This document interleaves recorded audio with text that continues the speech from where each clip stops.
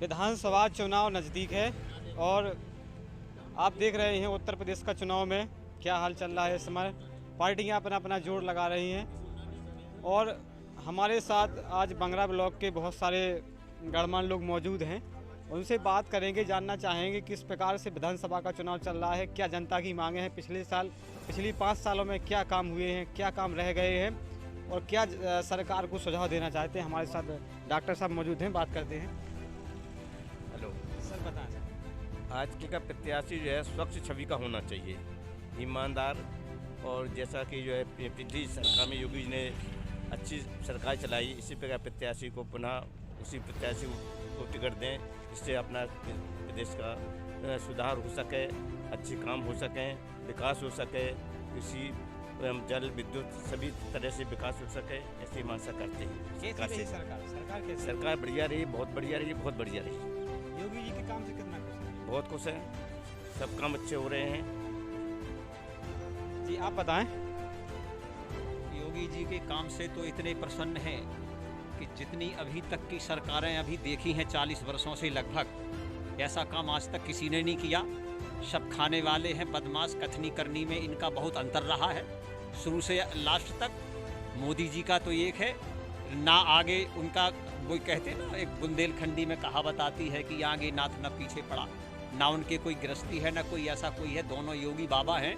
और संसार में केवल जो भी काम करेंगे वो योगी ही करेंगे, क्योंकि योगी ना नाम समस्ता नाम साधु ना नाम तुहे प्रिय गायत्री अस्ति मता लोके मूलाधारम वेदावरी। ये तो वेद शास्त्रों में कहा गया, परोक्षते कार्य हंतारम प्रत्यक्षे प्रियवादनम त्वज्जते दृशम मित्रम विस्कुंभम पयोमुखा। बोले परिवार का हो, चाहे रिश्तेदार हो, चाहे खातिरदार हो, पक्षपात किसी के साथ नहीं करना चाहिए।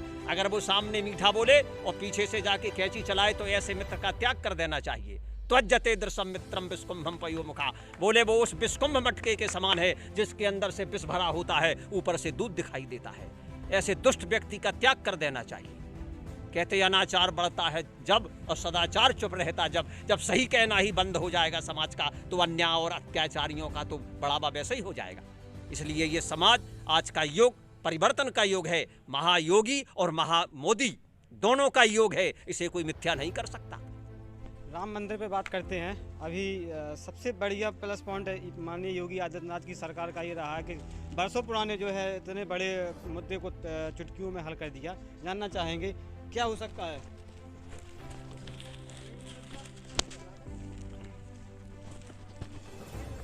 वर्तमान में जो सरकार है वो ठीक चल रही है, लेकिन इसमें जो अन्ना जानवर हैं, जो टूटी फूटी सड़कें हैं, सबसे बड़ी समस्या है अन्ना जानवरों की। किसानों के हिसाब से देखा जाए तो यदि अन्ना जानवर ना हो तो किसान खुशहाल हो जाए और टूटी फूटी सड़कें मिट जाए तो आवागमन की सुविधा हो जाए। इन्हीं बातों के साथ अपनी वाणी को कि इस कोरोना काल में सरकार का क्या योगदान रहा और सरकार ने कोरोना काल में क्या क्या ऐसी चीज़ें करी हैं जिससे सरकार को उम्मीद है कि दोबारा आ पाएंगे। आप समझ लीजिए कि सन 2021 में कोरोना आया तो सारी व्यवस्थाएं सब डिस्टर्ब थी, कहीं ना तो बेहतर ना कुछ व्यवस्था थी। लेकिन एक साल में जो सरकार ने इतने साधन जुटा, इतना व्यवस्था की कि तीसरा जो है उसमें बिल्कुल आप समझ लीजिए कि 90% ठीक होंगे। तो सारी व्यवस्थाएं सरकार ने मजबूत है। और जहाँ तक अभी आप चर्चा कर रहे राम मंदिर की बात कह रहे थे, क्या है कि अभी जो इच्छा लोगों की है कि 5 साल की सरकार आएगी तो राम मंदिर पूरा हो जाएगा, इसमें कोई उम्मीद नहीं। जी अभी डॉक्टर साहब ने बताया कि अगर सरकार दोबारा आती है तो मंदिर पूरा बन जाएगा, नहीं तो कुछ भी हो सकता है। चलिए बात करते हैं। बंगरा ब्लॉक में 100% वैक्सीनेशन पहले चरण का हो चुका है और दूसरी सेकंड डोज लग रही है। कैथोलिक सेवा समाज की वॉलंटियर टीम गांव-गांव जा रही है और वैक्सीन लगवाने में सहयोग कर रही है। कैथोलिक सेवा समाज के श्री सियाराम कुशवाहा जी, सलीम सिद्दीकी, रीना देवी और जो कर्मचारी हैं वो वैक्सीनेशन के पूरे क्षेत्र में देख रहे हैं। जो छूटे हुए लोग हैं उनको वैक्सीन लगवाई जा रही है। और समस्या यहाँ पे रोड की है, सड़कें, जैसे बंगरा से पलरा जाने वाली सेकरा की सड़क बहुत ख़राब है, बहुत जीर्ण शीर्ण हालत में। उस सड़क को तुरंत बनना चाहिए। और विजयगढ़, राजगीर, लठेसरा, बगरौनी की जो सड़कें हैं, कचनेऊ, की तरफ भटा गांव की जो सड़कें हैं उनको बनना चाहिए, सारी सड़कें बनना चाहिए। किसानों को अतिवृष्टि का, ओलावृष्टि का जितना नुकसान हुआ उसका प्लाट टू प्लाट सर्वे होकर उनका किसानों का तुरंत मुआवजा मिलना चाहिए। और बेरोजगारी की समस्या यहाँ प्रमुख कारण है, बेरोजगारी यहाँ बहुत ज़्यादा है। बेरोजगारी की समस्या कि अगर यहाँ रोजगार के अवसर उत्पन्न हो जाए, यहाँ बेरोजगारी बहुत खत्म हो जाएगी। और पेयजल की समस्या है, पानी के पीने के, और इस क्षेत्र में अगर कोई डैम निकल जाए, कोई पानी की नहर खेत तक पानी आ जाए, तो केन बेतवा अगर हो जाए तो ये यहाँ सोने पे सुहागा जैसा केन बेतवा का काम चल रहा है। हाँ, केन बेतवा का वो चल रहा है, वो काम अपने देखते देखते वो पूरा हो जाएगा। इस क्षेत्र को स्वर्ग बनाने में योगी जी और मोदी जी सहायक हैं, वो कर सकते हैं। मैं आपको बता दूं कि यहाँ पर जितने भी लोग हमारे साथ मौजूद हैं, ये आम पब्लिक नहीं है, ये लोग किसी न किसी क्षेत्र में जो है काम करते हैं और हमेशा अपने क्षेत्र में आगे रहते हैं। कोई डॉक्टर है तो कोई समाज सेवी है, कोई पत्रकार है, आप देख सकते हैं। कैमरामैन से कहूँगा दिखाएं सभी लोगों को। और भी हमारे साथ मौजूद हैं, बात करते हैं। चलिए बातचीत करते हैं। क्या लगता है सर, गड्ढा मुक्त सड़कें हुई हैं? गड्ढा मुक्त हुई हैं, लेकिन शासन तो ठीक है, प्रशासन की गड़बड़ी से कुछ कमी रह गई। और जैसे कहीं भी सड़कें बनी हैं तो उनमें नालियाँ नहीं बनाई गई। मुख्य रूप से जो है पठाकर का ही ले लीजिए, जो स्कूल तक जाने की सड़क है, मंदिर तक जाने की सड़क है, गांव तक जाने की सड़क है, नाली ना होने की वजह से गड्ढे जो है हो गए, पानी उस पर जो है गांव का आया, गांव का जो है पानी गिरने से जो है सड़कें बर्बाद हो गई। कोई ध्यान नहीं देगा, भविष्य में ध्यान दें, यही जो है कहते हैं। सरकार जो है कुछ कर रही, अच्छी बात है, धन्यवाद है उनको, लेकिन और सुधार की आवश्यकता है। सुधार की आवश्यकता है, और 5 साल चाहिए। हमारे साथ मौजूद हैं किसान संगठन से, हमारे साथ एक लोग मौजूद हैं और इनसे बातचीत करते हैं कि किसानों के मुद्दे पर सरकार की क्या नीति रही और कितने आगे तक जाएगी। साथियों नमस्कार। किसानों की जो स्थिति है बुंदेलखंड में वो बहुत अच्छी नहीं है, और जिस तरह से ये जो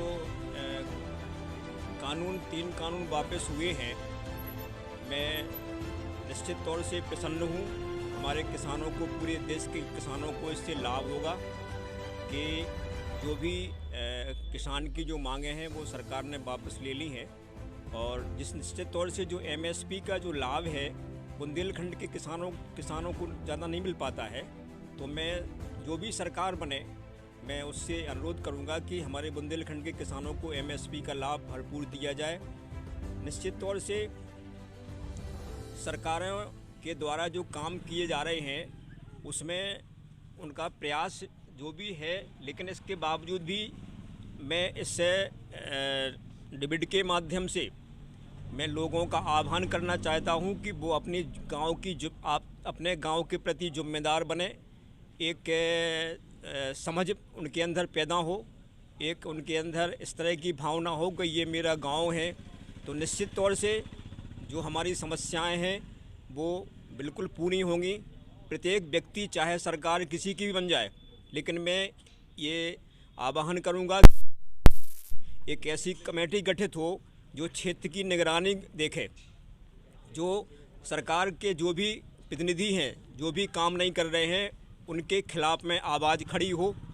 तो निश्चित तौर से हमारी जो बुंदेलखंड की समस्याएं हैं वो निश्चित जो है, जो हम कह रहे हैं कि हमारी सड़कों की समस्याएं हैं, पेयजल की समस्याएं हैं, निश्चित तौर से वो चीज़ जो है हम पूरे समूह के माध्यम से शासन तक, केंद्र सरकार तक, प्रदेश सरकार तक वो अपनी समस्याएं भेजें। तो इस तरह का एक संगठन तैयार हो हमारे किसानों का, व्यापारियों का, पत्रकारों का, डॉक्टरों का, सामूहिक रूप से जो भी हमारे समाज के जागरूक लोग हैं वो इस तरह से एक संगठन तैयार करें कि निश्चित तौर से जो हमारा जनप्रतिनिधि अगर सक्रिय है तो वो चीज़ शासन तक भेजें, संगठित होकर भेजेंगे।